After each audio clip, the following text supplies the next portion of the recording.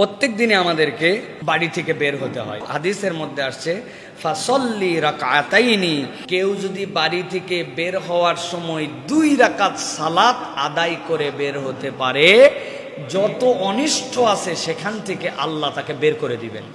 সব দিন পারি না, কিন্তু অনেক সময় সুযোগ হয় রে ভাই। এই রমজানে আমরা নিয়ত করব যে বাড়ির থেকে বাজারে যাই, কাজে যাই, একটু ওযু করে নিয়ে 2 রাকাত সালাত ছোট্ট ছোট্ট 2টা সূরা দিয়ে পড়বেন, ইন্না আতাইনা, কুল হুয়াল্লাহ দিয়ে পড়বেন, পরে 2 রাকাত নামাজ পড়ছি। কেন? আমার নবী বলছেন আমার যাবতীয় ক্ষতি থেকে আল্লাহ আমাকে হেফাজত করবেন, এটা হচ্ছে আমার জন্য একটা আমল। ইন্নাস সালাতা তানহা আনিল ফাহশাই ওয়াল মুনকার। অনেক মুফাসসিররা ব্যাখ্যা করেছেন নবীর এই হাদিস হচ্ছে তার মুয়াফিক। যখন বান্দা 2 রাকাত সালাত পড়ে বাড়ির থেকে বের হয়, আল্লাহ তার অনিষ্ট থেকে তাকে হেফাজত করেন।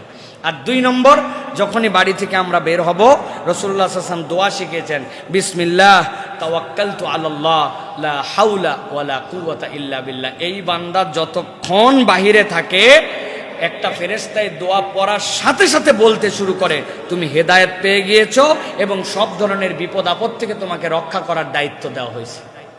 সুবহানাল্লাহ।